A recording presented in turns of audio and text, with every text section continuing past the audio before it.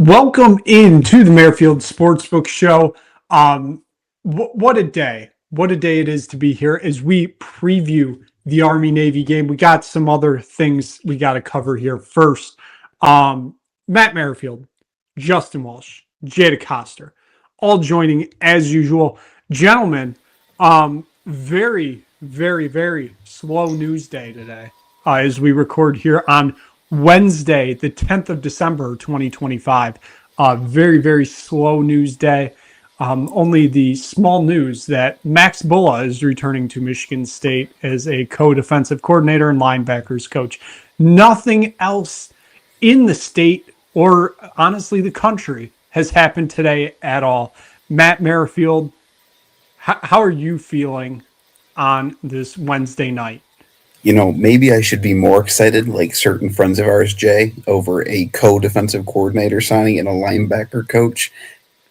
First off, he's not going to – Joe Rossi's the defensive coordinator. Let's not act like that's – Joe Rossi's running the show. But hey, you know what? It's just a cherry on top in what is an absolute gong show of a Wednesday evening in the state of Michigan. I'm not going to say too much because I don't want to incriminate myself and say anything false or make too much fun of that program because, hey, we've been down this road before. Crazy, it's only been 2 years. But, like, all I'm going to say, Jay, is that I can't believe that we should have seen this coming. We were warned.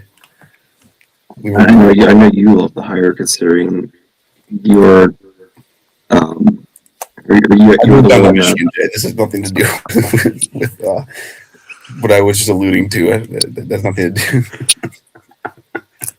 That's what I was getting at. Yes, correct. We should have seen it coming. That's all I'm going to say. Shout out to Justin Spyro for getting it right.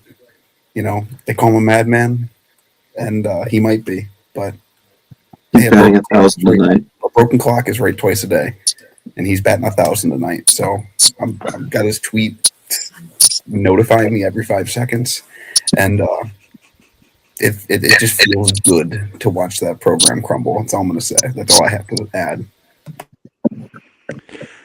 Justin Walsh, we'll go to you next. Hopefully your internet is fully up and working as you have closed, I believe, on average 95 tabs this evening. It feels like over 5 different windows. It feels like you've closed. How are you doing on this Wednesday evening?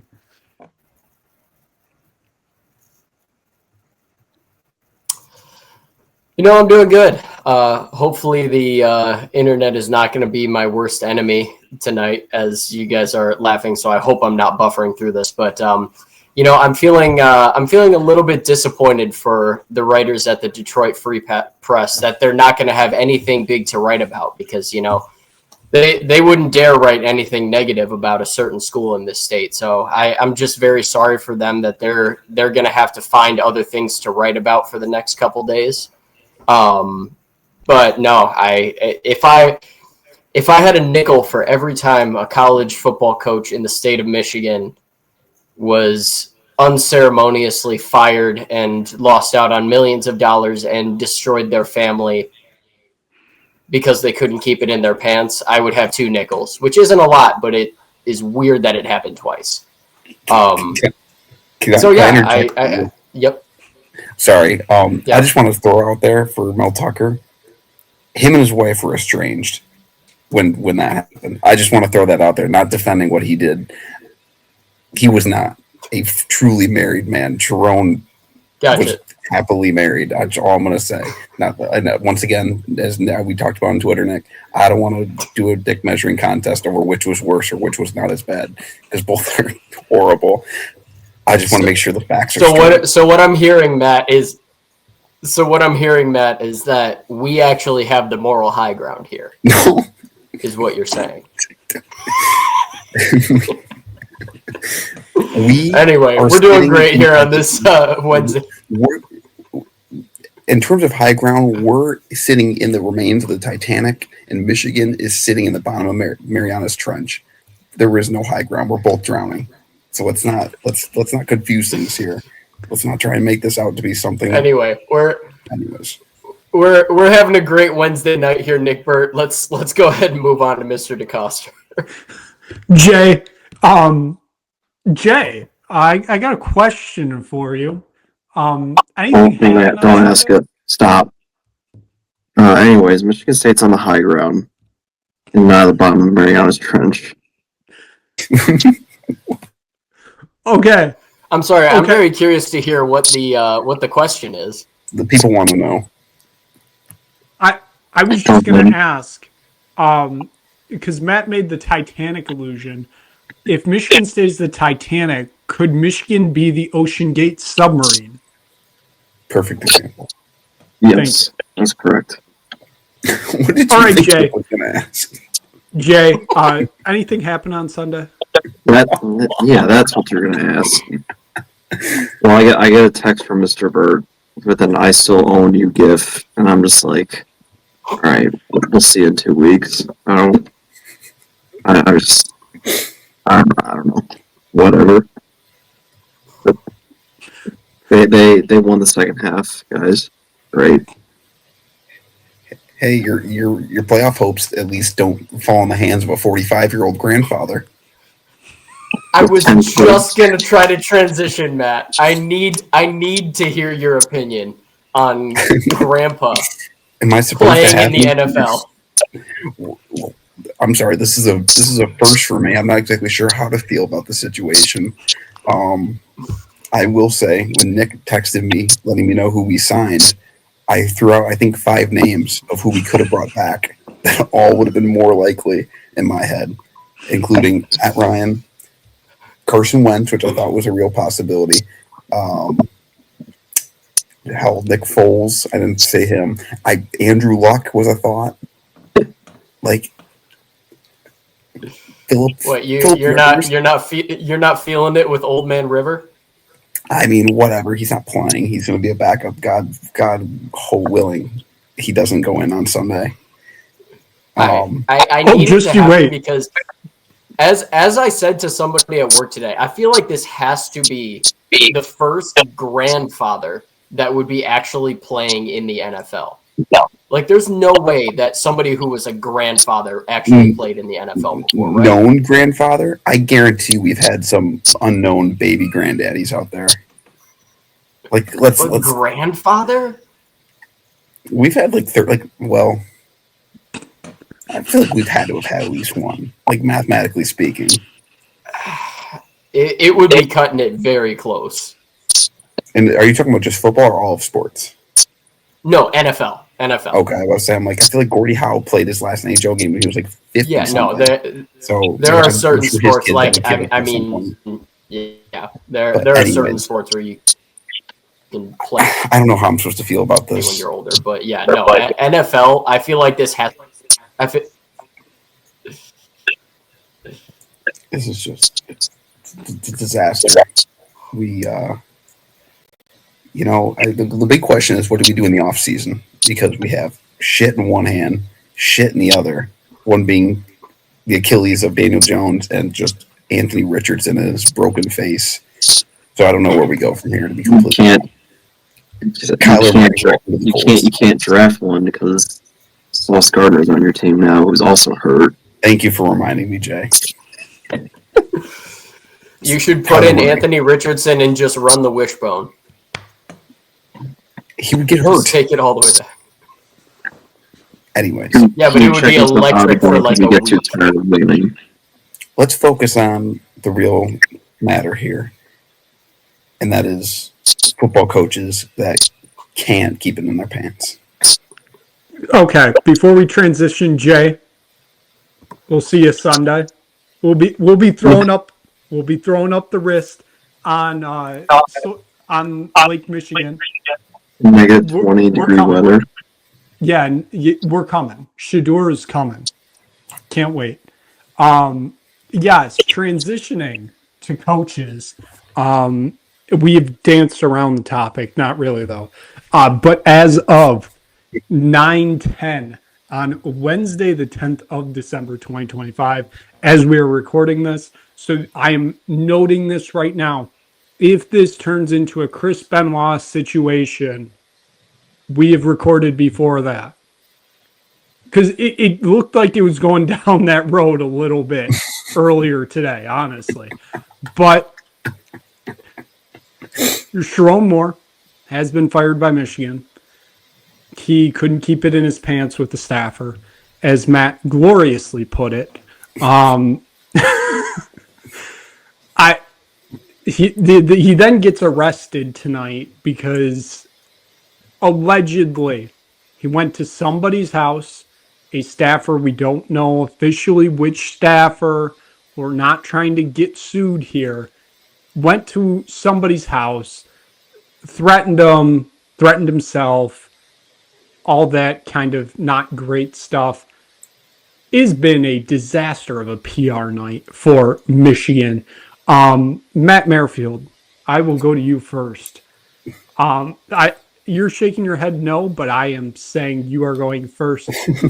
How does Ward Manuel still have a job? That's an incredible question. Like, in all honesty, this whole situation with Sherrone, and this goes back to, a year and a half ago, last year, when the whole Jim Harbaugh being forced out situation happened anyways, or when he left. I think we all kind of saw that Sherrone was kind of the fall guy. I mean, even last year, they didn't have a very good football season, and you could tell things weren't trending in the right direction. Sure, Bryce Underwood was supposed to be the savior with his $10 million arm, and things didn't get much better this year. It was a lot of the same, and I think they benefited from maybe a slightly easier schedule this year. But hey, they were a game away from the college football playoff, but they finally didn't beat Ohio State, and there's nothing really to give them any juice going to next year. And let's be honest, as shitty of a situation as this is for Michigan, they're going to fall up. Like, I don't think there's any ramifications outside of the legal issues that the schools have to deal with. I'm sure they'll get sued by the girl, and I'm sure Sherrone will try and sue for his money, which he will not win more than likely. But still, so Michigan's going to fall up because whoever they hire, it does not have to be Kalen DeBoer, is a better football coach. Even if it's a bad hire, like Lincoln Riley would be a bad hire for Michigan, still a better football coach than Sherrone Moore. So from that standpoint, congratulations, Michigan.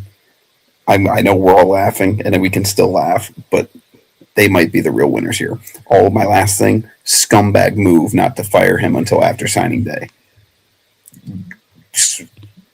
Scumbag of the week alert right there. Just that's my final take on it. But yeah, congratulations to Michigan getting a better football coach and not having to fire Sherrone Moore. Yeah, Jay Walsh, we'll go to you next here. Just overall, like, kind of a whiplash day. Like, it just went from, Sherrone's being fired to all the allegations, then, he's been arrested. Just whiplash everywhere. What a day. Yeah, I mean, it was definitely something. I will say it didn't necessarily come out of nowhere for me, just because, I mean, I am fairly active on MSU Twitter. I kind of obviously, Justin Spiro's been hinting at it for over a week now. So I had kind of heard the rumors that were going around.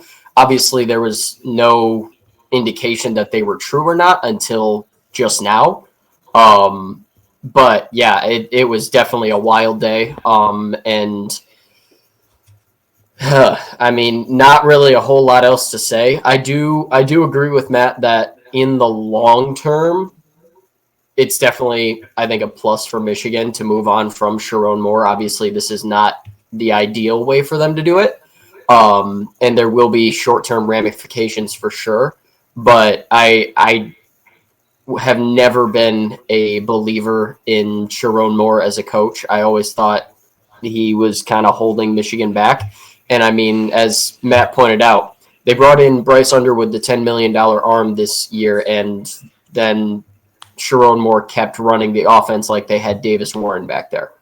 So, I mean, it's at the end of the day, they are going to be making a good hire. I don't think Kalen DeBoer is a realistic expectation for them. I know it's Michigan, but leaving Alabama would be top one stupidest things that a head coach could do.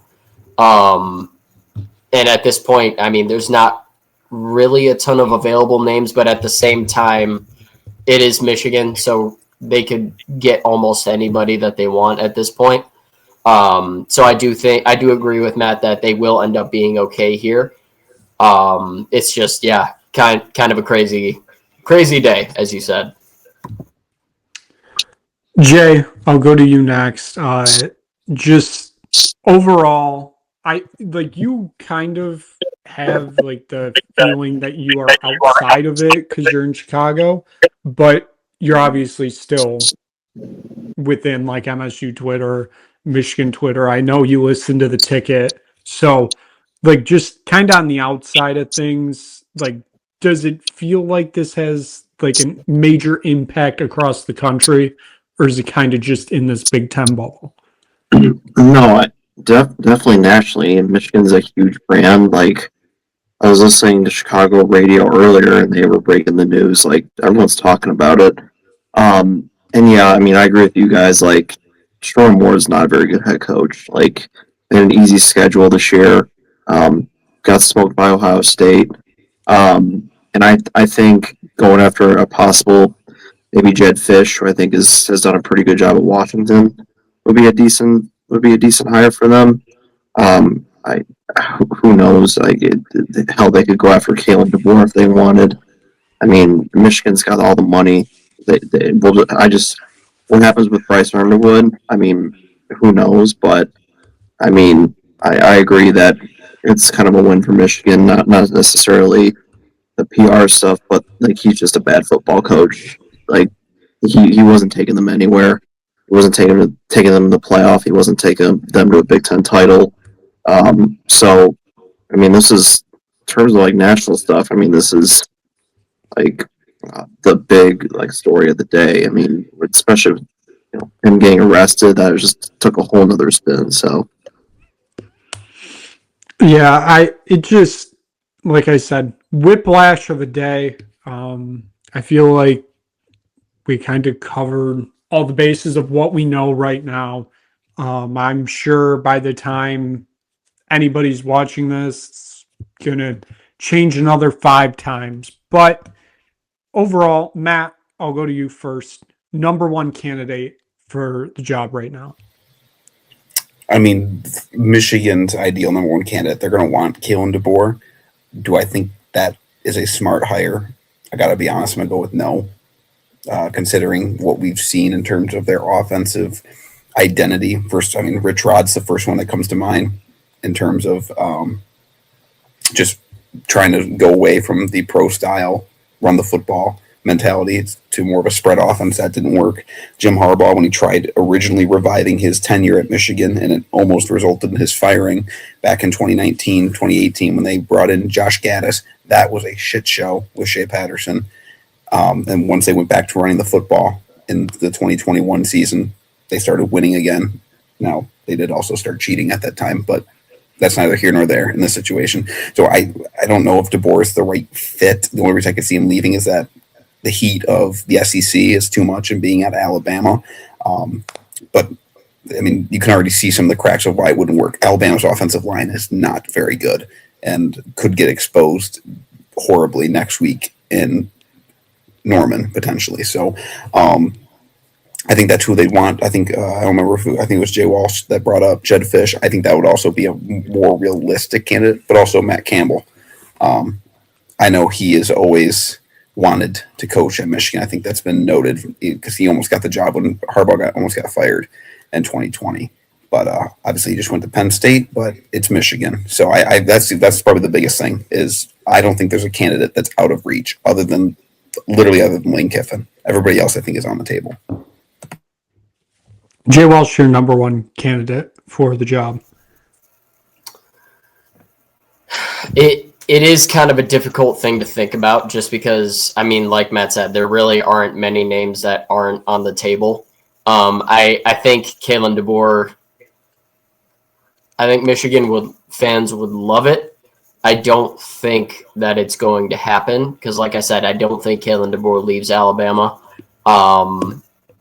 I would say Jed Fish is probably the most realistic, but in terms of Matt Campbell, ordinarily I would say absolutely that would be the number one name. I mean, his name was the one floating around for years, for a while, when it looked like Harbaugh was maybe on the outs.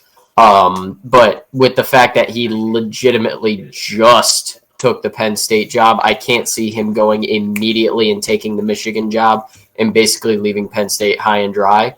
I don't think that's going to happen. So I would probably go with Jed Fish, but at the same time, I mean, it literally could be almost anybody in the country. Jay, I'll give the last word to you. Who you think the number one candidate is? Yeah, I mean, I said Jed Fish. This might be a little bit of a reach. He's on Harbaugh's staff. I think Jesse Minter is intriguing. He's done a pretty good job with the Chargers. He was on that staff for the years they won those 3 Big Ten championships. So I think that's a name to keep an eye on. Another one, I mean, this could be a reach, is I'm sorry, what's his name? Brian Kelly. He's got Midwest ties. Now Michigan. Do I think though? Do I think they should hire him? Absolutely not. But do I think they could call him? Possibly. So I mean, number 1 would be Jeff Fish. Number 2 is Jesse Minter. Number 3, long shot, Brian Kelly. So I will say, with Jesse Minter, his show cause penalty does expire on Monday. yeah, So There's less miles available. Let's circle the wagons back around to that. it's not 2007, Matt. Sometimes you have to move backward to move forward. Where's Don Brown at these days? He's still at UMass? No, he's not. I can tell you that for sure. Brady Hoke, run it back. Hey, West Virginia had a not great year, but It's worth a shot. I've heard Jonathan Smith is looking for a job right now. so is Jay Johnson. But, Sometimes you got to take chances in life. They could go up a level to the Titanic. I heard Mr. Tucker is looking for a job. And the latest reports that I've heard is that he's already living in the area. So, wouldn't even have to pay for Going from firing a head coach for sexual misconduct to immediately hiring a coach that was previously fired for sexual misconduct would just be absolute peak. I now need that to happen. I need Mel Tucker in the maize and blue in Ann Arbor. I need it to happen. What's Bobby Petrino doing these days? He was at Arkansas. He had a decent run. I don't think he won a game, but he had a good run. All right, before just Urban Meyer. That's my last one. Matt, Let's move on. Sorry. a quick I question. think Urban Meyer would rather die. I'll actually just open this to the floor. When Kalen DeBoer takes the Michigan job, why is Lane Kiffin the number 1 candidate for Alabama? Are we sure Kirby Smart isn't the number 1 candidate? Kirby's a Georgia alum. That's why I hesitate. Okay. Whatever happened to Dabo?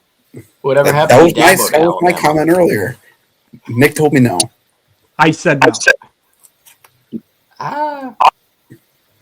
If you're Alabama and you can choose between a proven track record of Dabo Swinney versus the hype of Lane Kiffin, what are you doing? What about Sarkisian? I would rather Sark.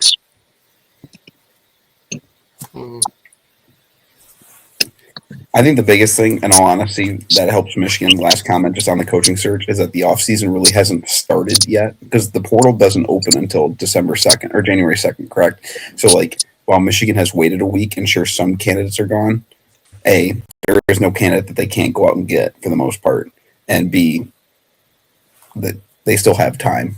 Who cares? It's the Cheez-It Bowl. Nobody actually gives a shit. So they have time to, and I'm sure knowing that scumbag university, they probably already knew they were firing Ward Manuel, as I pointed out earlier, waiting till after signing day.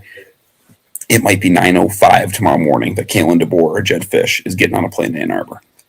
So, wouldn't be shocked. It's very possible. Final parting word. Sherrone did not wake up feeling the cheesiest coach. Let's move on to the Jay Walsh rankings, the final edition of the season. Let's see how Jay Walsh played it out after a controversial final CFB committee poll.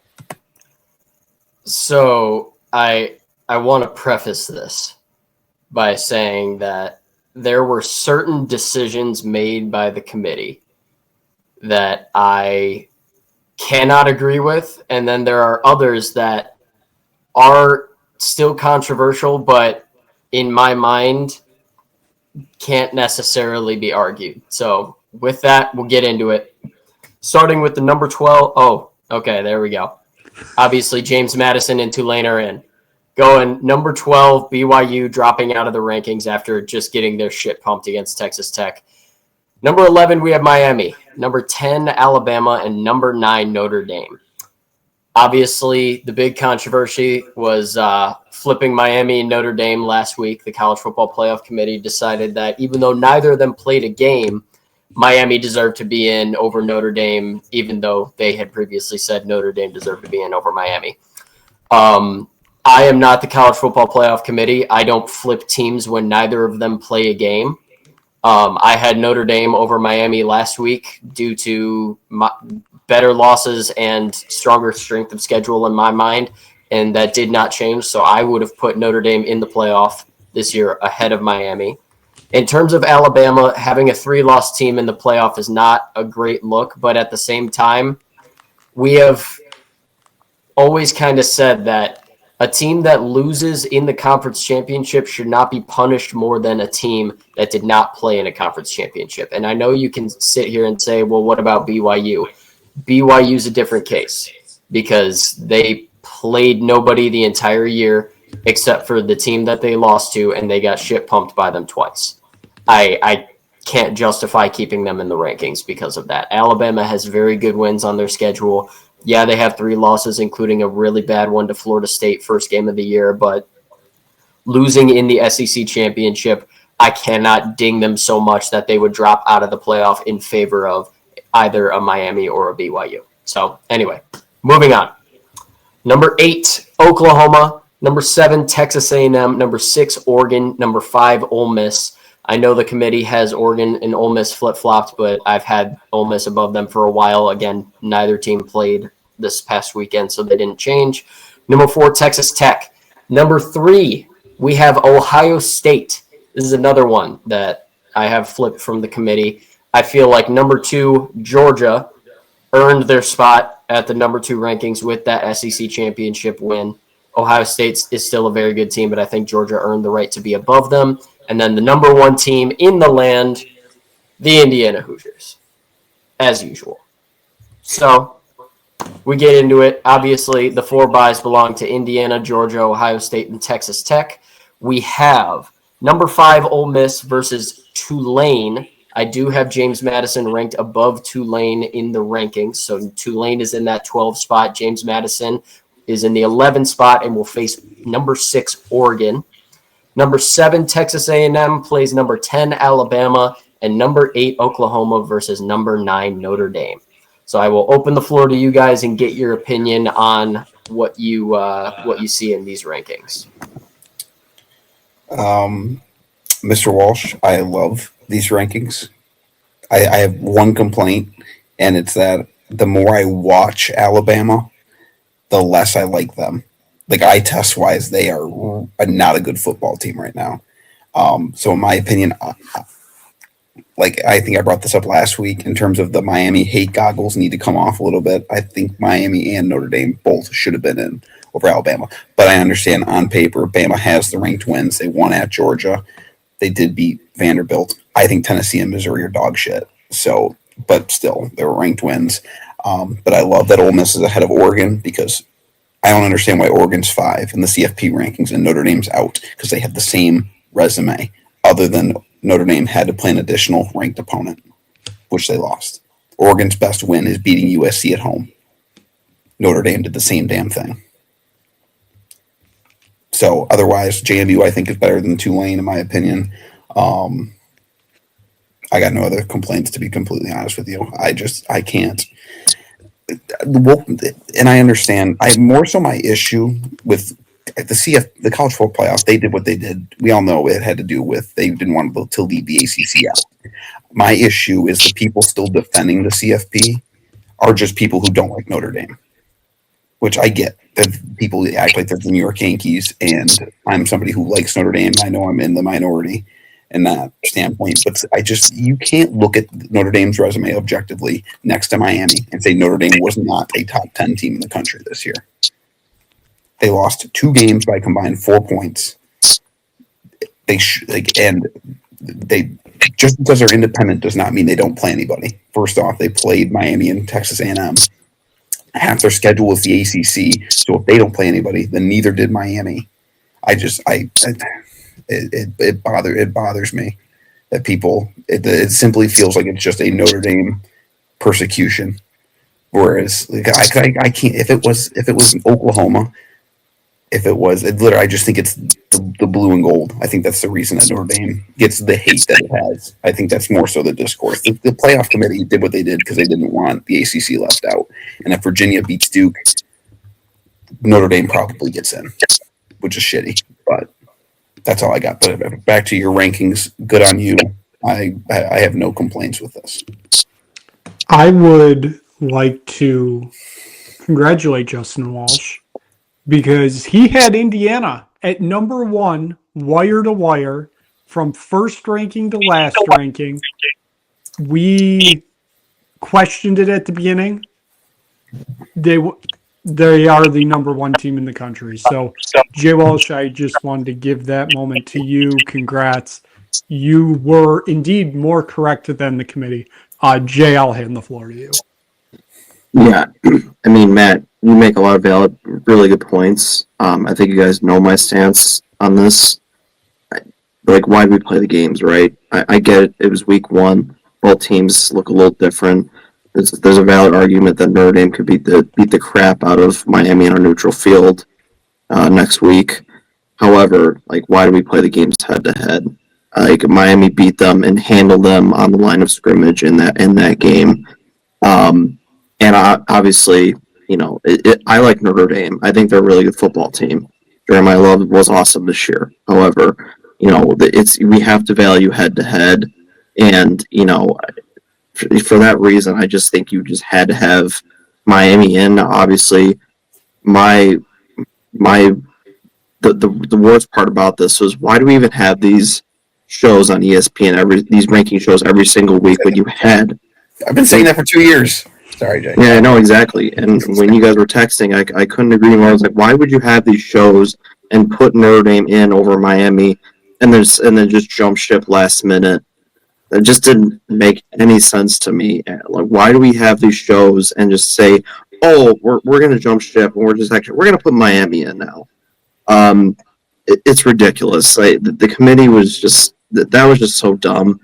However, like, overall they did make the right decision, but the way they did it throughout the whole process was really, really stupid.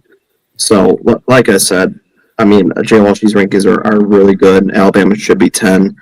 Alabama, I mean, Oklahoma's owned them in the last 2 years. I think Oklahoma should win that game in Norman. I mean, Alabama does not stop the run. Alabama's O-line is not good, and that's Oklahoma's strength, is up front and with their linebackers. So, no, I agree with every one of these. You know, obviously, except, you know, the Miami Notre Dame debate, which is, you know, it's a pretty good one. So, back to Nick's point of Jay Walsh being correct. I mean, they have to be number 1. They won the Big Ten tournament or championship game. If they played Ohio State again in the title, I do think Ohio State would win. From what I watched on Saturday, I think Ohio State played that game like Indiana played because they had never won a Big Ten title before. I think there were times where Ryan Day looked like he was coaching against Michigan the previous couple of years. That doesn't take away from the fact that Indiana won. They should be number one. They earned it. But I do think Indiana and Ohio State are the two best teams. I would still keep Ohio State ahead of Georgia. I would take both of them to beat Georgia on a field tomorrow. But anyways, that's a different conversation for later. Back to Jay in terms of Notre Dame, Miami. I would like to point out that in college basketball, the committee, while they do the games in November and December do matter, they don't matter as much as the games in February and March. Whether that's right or wrong, I think there needs to be some context taken in when Notre Dame goes on the road week one with is CJ Carr a true freshman or a redshirt freshman? True freshman. True freshman is for sure game. Like, True. It probably makes sense that they can't run the ball very well, considering Miami's whole game plan was make the true freshman beat them. Spoiler alert, he wasn't ready for that. There's probably one quarterback in the last 10 years that was probably ready for that situation. I just think that I feel like fans are too black and white when it comes to wins and losses. Like, yes, Notre Dame lost that football game. That does matter. But let's not act like they got boat-raced. Let's not act like they didn't belong to the football field. Was Miami the better team that night? Yes. But you can still use context and watch them the rest of the year and say, okay, if they were to play again, Notre Dame would probably beat them based on what we've seen, based on how they've played down the stretch, because it wasn't out of the realm of possibility week one. I feel like people just say, oh, they lost. They're done. Well, losing by 3 and losing by 3 scores are two completely different things. And looking out coached. Notre Dame under Marcus Freeman has never looked out coached. So that's my issue. And that's just in general in terms of, the games have to matter. They do matter. If you watch the game, you see that they are it's a 3-point difference on the road. Based on Vegas spreads, that means they would have tied, quote unquote, on a neutral field. And then that's just my thing. Once again, it bothers me, right or wrong. And once again, Jay, if the committee didn't have rankings each and every week to prove that they just made up the rules as they went, I probably wouldn't be as pissed off. But that's what bothers me. And then you have people trying to just say, well, Notre Dame should just join a conference. What the fuck does that have to do with anything? Their schedule is tougher. Their toughest games on their schedule this year were the non-ACC games that they played. But that's, once again, I got nothing. So let's move on. Your last thoughts, Nick, and I'm done with this conversation. I just wanted to mention, because you just brought up the whole joint a conference thing. There's no point in it, given the provision that we found out on Sunday, that if Notre Dame's ranked in the top 12, they're guaranteed a spot in the playoffs starting next year. Which, whatever. It is what it is. But you know what? We're going to use this to transition to a little bit of college hoops. Matt, I want to ask you, since you are a Notre Dame person here, how are you going to feel when Notre Dame is in the Big East in 2 years after they rage quit the ACC? I can't wait. Micah Strasberry, more plays on Broadway when he upsets UConn twice a year. Can't wait. Absolutely can't wait. Even though Notre Dame's is in a little bit of trouble this year with Marcus Burton being out indefinitely. Big win against Idaho tonight. That spread was only 12 points. Did they even cover? I know it was going to be close. They won 80-65. Hey, good teams win, great teams cover. More plays than Broadway. I don't know. I got nothing else. But I mean, Notre Dame. I'm fine with Notre Dame being the Big East. That'd be fun. They would fit in. Have a little rivalry with Shaka Smart and Marquette, just like old times. That's one way to put it. We are like a fourth of the way through the college basketball season already. Matt, honestly, I don't know where I was going to direct this to. Was it a Dusty May question? No, I just put college hoops on the sheet, and I was just kind of going to let it flow, see where we fell. I guess I'll ask you a Dusty May question, No. Matt. Damn it. Is Michigan real? Here's my official statement. They are a good basketball team. They are a top 25 basketball team. They're going to make the tournament. I can acknowledge that I was wrong for my preseason assessment on the team. Elliot Cadeau is better than advertised. He is better than Trey Donaldson. I did not, based on last year, I did not think that was going to be the case.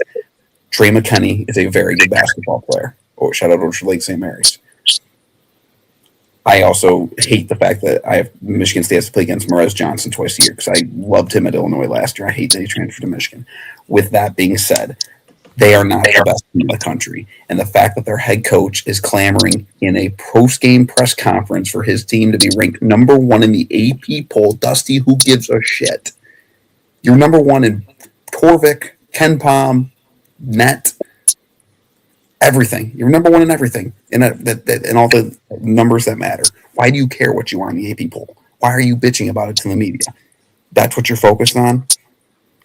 I mean, they're playing really good basketball right now. They're shooting super efficiently, and it helps that they're playing really poorly coached basketball teams. If you watched Villanova last night, it's sloppy basketball. I mean, they're not the number 1 team in the country. In my opinion, it's Duke. Duke and Arizona are the 2 best teams. After that, I think there's a lot of teams that can make an argument. UConn's in that argument. Michigan is playing like it. I still think Michigan State showed that they're a top 6 team in the country. So I'm tired of the whole, wow, Michigan might be the next Harlem Globetrotters and the 96 Bulls. Like, yeah, they're good defensively because they're super long and athletic. They have 7 players. They are not deep. They act like they have 9 guys that could start. They have 6 guys, in my opinion, that could start on a top 20 basketball team. They're 5 starters and Trey McKinney. Will Shedder didn't even start on the shit Juwan Howard team. And Roddy Gay might be the most inefficient player in college basketball, but they're lucky that he doesn't have to play a lot right now. I've said my case. We'll see. Michigan State will still sweep them. And they'll play Michigan on Tanizzo's birthday. Yeah, I mean, you can't deny that. I mean, they're for real right now. I mean, they've absolutely demolished. They beat Gonzaga by 40. They beat Auburn by 30 at 35, I believe. Now that was the Players Era tournament where you're playing for money based on like point differential, but still, I mean, they have some pretty good wins now. I think Duke and Arizona are still better. Duke has a better win. They beat Michigan State at Breslin. Arizona beat UConn at UConn. Sorry, Nick. But they're really good. I mean, I think. I mean, they're very deep. I certainly didn't think that they were going to be this good, but I mean, you can't deny them. I mean, the way they're blowing these teams out. I mean, Dusty May's done a really good job. I mean, maybe they're peaking a little too early. We'll see how conference play goes starting in January. But I mean, they look legit right now. I mean, the Big Ten's very loaded this year. We'll see how they match up against better coaches, like Matt said. I'm gonna go a step further than Matt. I'm gonna give them more credit than Matt is giving them. You said that they're a top 25 team. I think that they are definitely a top 10 team. I would potentially even say they may be a top 5 team in college basketball. However, I do not think that they are the greatest team of all time, which is what they are it's the way that they've been shooting the last several games and the way that they've been playing overall.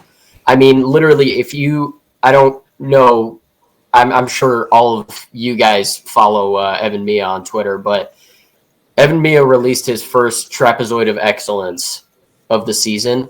Michigan was legitimately breaking the trapezoid of excellence because they were so far above everybody else in terms of their splits this season. That legitimately is not physically possible to continue. They cannot continue playing like the greatest team that has ever played the game of basketball. So I do not think that is who they are. I think they are a very talented team, and I think they have some of the best players in the country on their team. And I think they just overall, there's no question that they're going to be competing for a Big Ten championship this year to me. They're going to be one of the top 2 to 3 teams in the Big Ten this year. going to be one of the top 5 to 10 teams in the country. I think they are absolutely a legit contender, but they cannot possibly continue the trajectory that they're on, because the trajectory that they're on would legitimately be far and away the best team that has ever played college basketball. And I can't possibly imagine that they are that good. In my opinion, they're not the same level. Right now they are. They're shooting the lights out, and like you said, they're playing the most efficient basketball in the last 6 games that maybe any team has ever. That is, you can't argue that. That's what the trapezoid of excellence says. However, I don't think they're as good as Michigan State, Purdue, and Illinois. I think those 3 teams have proven against well-coached, well-run, good basketball teams on multiple occasions already this season. Michigan State has gone out. They've beaten UNC, Arkansas, and Kentucky. I know Kentucky, the numbers still say Kentucky's good. I don't know if I buy it or not. And then they went toe-to-toe with Duke the other night. Whereas Illinois has already played Tech, Alabama, UConn. I know they beat Ohio State last night in their conference opener.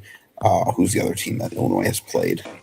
Tennessee, who they beat the other night and smashed a guitar in the locker room afterwards. Rick Barnes. Michigan, their best win is Mark Few with the oldest team in college basketball. Auburn might not be a tournament team right now, the way they're playing. Bruce Pearl's kid just asleep and drunk at the wheel of this Auburn basketball team. Nepo babies doesn't move you. This might be the worst case of Nepo babies syndrome ever. I don't know. Hey, Nebraska ball might be good, guys. That's all I'm going to say. I don't even know if I believe it, but they're winning right now against Wisconsin, excuse me. And I don't look too much into Purdue's loss on Saturday. TJ Otzelberger's a good coach for Iowa State. And I still think Purdue's a really good basketball team with Braden Smith. So we'll see. I can't expect once they get punched in the mouth, I'm curious to see how they respond, because things are just rolling for them right now, and they don't play a very tough team over the next couple weeks anyway, so they'll probably continue to do this. But when things go sideways, I don't know how they'll respond. And based on how Dusty May teams in the past have responded, Florida Atlantic his last year there, Michigan last year at times, we'll see. Like, there were glaring issues in those Wake Forest and TCU games, and I don't think those just magically got fixed overnight when they went to Vegas. So, Nick, I'll go back to you. Okay. I did want to ask this question because, as I know I told you, Matt, I don't know if Jay and Jay Walsh know, but the most important AP poll of the season came out on Monday. The Week 6 AP poll, the eventual national champion, has appeared in the top 12 of the Week 6 AP poll every year since the 03-04 season. So I will read you off the top 12. Jay Walsh, I'm going to start with you right now. I'll give you the top 12. Which one seems like the most national championship ready team right now? So you have Arizona at 1, Michigan at 2, Duke at 3, Iowa State at 4, UConn 5, Purdue 6, Houston 7, Gonzaga 8, Michigan State 9, BYU 10, 11 is Louisville, and 12 Alabama. It's hard for me to not say Duke. Going with what they showed against Michigan State in that game last week, they are a phenomenal basketball team. I mean, MSU completely shut down the future number 1 overall pick, Cam Boozer, in the first half. I believe he had 2 points at halftime. And Duke kept it within a 3-point game at that time. Boozer ended up getting, I think, 17 or 18, which is below his season average, and did it pretty inefficiently, and they still won the game. I mean, they are great on offense. They have unbelievable talent, and they might be even better on defense. That is a really well-coached team by John Shire. They are phenomenal on both ends of the floor. I have a really hard time saying that Duke is not the most championship-ready team. I do think Michigan State could be in that conversation, but the game against Duke showed a glaring need for MSU, which is they need a shooting guard that they can rely on down the stretch. Down the stretch in that game against Duke, it was very clear that Duke was going to let Michigan State have the three-point line, and they were just going to shut everything down on the inside and make MSU shoot. And MSU didn't have a guy who was willing and able to hit those shots consistently down the stretch. They need to figure something out in that arena. Otherwise, I don't think that they are a national title contender. But, I mean, MSU has just about everything else that you could possibly need, but they do need that shooter. But in terms of most national championship-ready team, it has to be Duke for me. I would say Iowa State actually might be another one that would be in that conversation, but it's hard for me to say anybody over Duke right now. Jay, I'll go to you next. Out of that list, who do you think is the most national championship ready?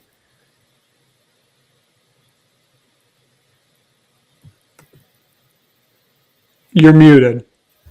Muted, buddy. Classic. No, I would probably say UConn. I mean, they've been there, done that over the last 3 years. I'm not counting out Dan Hurley. I'm never going to do it. Even last year, like they just didn't have enough talent last year, and now they're reloaded this year. I can't count them out. I know Purdue got rocked at Mackey, but I can't count them out either. Braden Smith is still one of the best guards in the country. Oscar Clough is very impressive. Hoffman Wren is very good. They're just loaded top to bottom. So, I mean, Purdue's going to be up in that conversation. I agree with Jay Walsh. Iowa State's very good. Jefferson's really good. Milanovic, I think that's his name, had like 20. He's very good. So Iowa State, UConn, and Purdue, I think, for me right now, and not obviously Duke. I mean, Cam Boozer is awesome, and John Charles is a really good coach. And then obviously, Michigan State, it's there, but they're not deep enough yet. I think next year, senior point guard Jeremy Fears, you got the recruits coming in. I feel like next year could be the year. With the Final Four being in Detroit, but this year it could happen, but they're just not deep enough yet. Matt, I'll let you close this out. I'm actually having trouble finding my answer because I'm trying to mix in. I know it's way too early for the March Madness metrics that I've kept track of, Nick, in terms of being top 11 in KenPom offense and top 30 in defense. And your tempo has to be between 65 and 70 possessions a game. So based on all of that, your champion is either Purdue, Iowa State, or BYU, or Duke. Those are your four champions. I do like the Duke answer. I think they impressed me a lot. I mean, Cameron Boozer is a stud, and that they're just well coached. They're a machine. I think they are better than what they were last year, even without the stud and Cooper Flagg. That's probably the one I believe in the most. I am terrified of BYU basketball after what I watched last night at the Garden. I know we saw the very best and very worst of BYU all in one game, and I'm sure their team is somewhere in the middle. Michigan State's offense, as I think Jay Walsh pointed out, they need something from their two-guard spot, literally anything. I think Jordan Scott's the answer. I think we started to see it a little bit for a stretch there against Duke. It's early. I think by the time we get to February, and because people forget, now I'm not saying that Jordan Scott's going to turn into Jace Richardson, but Jace Richardson, it took him time last year for him to go and turn into the be-all, end-all scorer. That's not even what Michigan State needs, but just when we get to February, expect Jordan Scott to be playing at a much higher level and continue to grow, especially just for simply how hard he plays at both ends of the floor. Like, that's it, in and of itself going to give him playing time. And they were talking about on the broadcast about how he's like Max Christie light. I see a lot of the things that Max Christie didn't do, which is play hard defensively and rebound really well. I think once his shot starts falling like Max Christie, Jordan Scott's really going to be something special for Michigan State. Also, something's got to give with Trey Fort. You're 24 years old, brother. At least hit shots. At least hit shots. Like, why else are you here? Hell, Divine Ochugwu is right now. He is a pleasant surprise every time he touches the basketball right now. Even though I think he's going to fuck something up, and I think that's just because we're jaded, Jay. Shout out Ben Klein, but I will say the one plus for Trey Fort right now is as related by friends of the program, Rami and Burke from shout out SPMSU. Trey Fort might have the most beautiful looking jump shot I've ever seen. It's just so pure. A lot of the time it doesn't go in, but it looks really good going up. He reminds me of Joshua Langford when he does shoot. Unfortunately, it doesn't go in. I would love to have Joshua Langford on the wing, pass up on threes, pull up and step into a mid-range two. I would kill for that again, as bad as that Michigan State team was in 2020. But anyways, let's move on, Nick. Is your pick UConn? Let me just throw out a guess out there. Real shocker of a guess there. I mean, what I saw last night in the Jimmy V Champions Classic at MSG between the last three national champions, I saw something I haven't seen since the 23 national championship team, and that is the reincarnation of Adama Sanogo and Donovan Clingan in Terrace Reed and Eric Ribey. They're good. They're very good. Ribey, very raw still, given that he's a freshman. I have no doubt he's going to figure it out. It sucks that last night is probably their last real test until March. I texted you, Matt, last night. I'm like, this team is losing two or three more games the rest of the season, and they'll be a 1 seed. And that's more because the Big East is just that god awful this year, and that is probably terrible for UConn going down the road.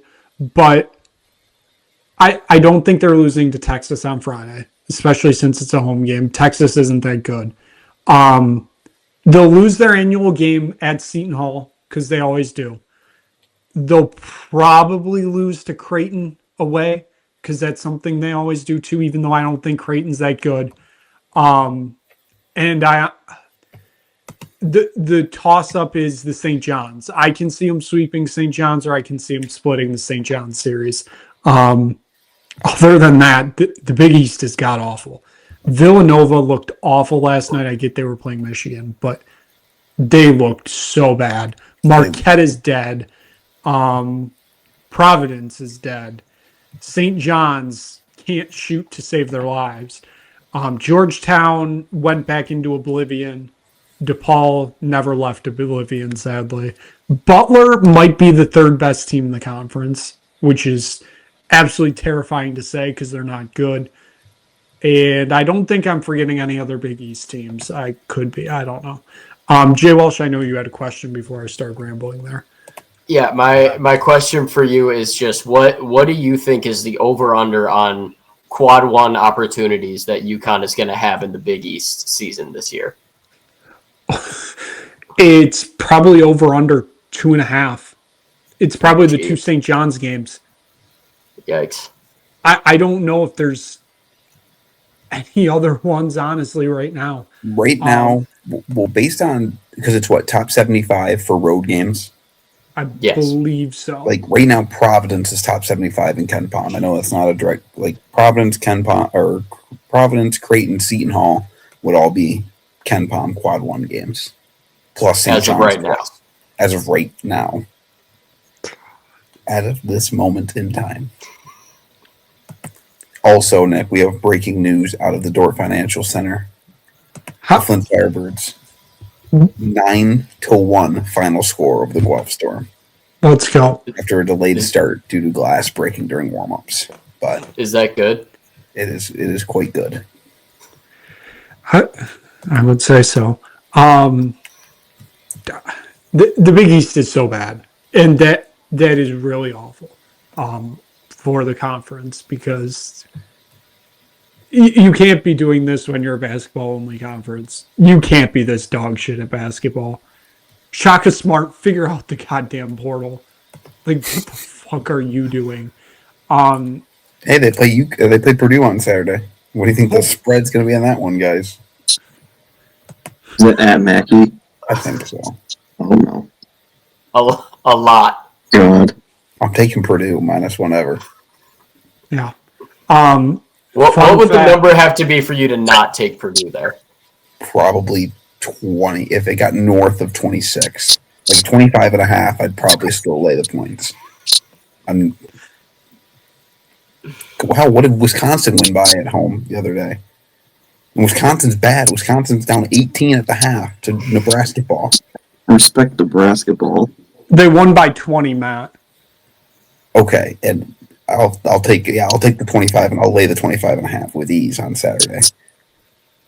So in my rambling, I forgot, of course, the Xavier Musketeers, who are also not good. So Big East, god awful.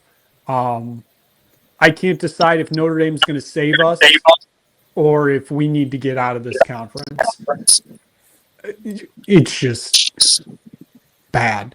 But let's move on to the only college football game this year. We've already rambled for an hour this year. Let's get to it. Army-Navy, the biggest game of all time. Army is a 6.5 point underdog. The over-under is 38.5. Jay Acosta, I'll go to you first here. What are your feelings for this game? And give me a pick here. Yeah, I mean, can't wait to I'll just bet Navy again, or I'll bet Army again like I did week 1. No, I mean, I always look forward to watching this game. Obviously, Navy is the better team with Horvath. I'd probably go. See, last year the over hit. You got to take the under in this game. You got to take the under. Over under 38.5. I would probably I would go the under here. I like Navy in this spot. Navy's just a much better team. Army just kind of had a down year here. So give me Navy minus a 6 to win again in this storied rivalry. And I'll take the under 38.5, even though Horvath kind of scares me for that over to hit. Horvath's really good. So give me Navy minus a 6, though. Matt, I'll go to you next. Of course, the famous saying, when they go low, we go lower. We go lower. We're going Army in the under, baby. I'm tired of taking favorites and then thinking, yeah, the under's the play, because that logic is backwards, especially with low totals. So I'm not even thinking about it. As much as I like Navy, who cares? This game doesn't matter. They already have their bowl games locked in. Army's gonna come to play. I'm sure the weather will be dog shit. Where is this game this year? It is in Maryland, Baltimore. Wonderful. The only thing I don't like is I'm going to be honest, I don't like Army's uniforms. I'm not a fan of the constitutional script, in my opinion. So, but hey, give me Army in the under, baby. Go Army, beat Navy. Jay Walsh, I'll go to you next. I can see it in your face. You're taking the over here just because it's a personal challenge to you. With Jay and Matt both taking the under, and I'm pretty sure you're going to as well, I feel like I have to. I can't doom everybody by making this a consensus under pick. So I'm going to take the over here. Navy has proven the capability to both score points and give up points. Army is capable too, I guess. I would love to take Army in this game, just in the spirit of competition, make it a close game. But unfortunately, as a certain member of this committee is well aware, Army lost to Tarleton State this year. Not Charleston Southern. They also Tarleton beat UTSA. State. Cool. Give me Navy. Give me Navy with the points and give me the over. I'm going the opposite of Mr. Merrifield over here. So One of us is going 0-2. One of us is going 2-0. We're locked in here. Matt, you bring up the what do we call it? The Iraqi torture chamber of the Alamo Dome. I believe so. I believe that's That Army just ran into and took over. I guess there were weapons of mass destruction inside the Alamo Dome. Army sure did find them. If we flash back a little bit here to the beginning of the season, I may or may not have said Army is going to make the playoff as the Group of 5 champion. They clearly did not do that. They're going to avenge me, though. Give me the under and the Army money line. 2-0 in the last 2 weeks in money line bets. Army money line here. Give me Army money line. Go Army, beat Navy. We're really testing fate here with the money line. Shout out last week, though. Took Duke money line because it would be funny. Guess what? Funny things happened. It's not really funny if Army wins this game, but it also is. Give me Army. And that under. So, yeah. We covered a lot of bases here. We probably could have covered a lot more, but we're gonna wrap it up here. I'm gonna ask Jay Welsh though. How are those rumors feeling this week about a certain pitcher going to LA?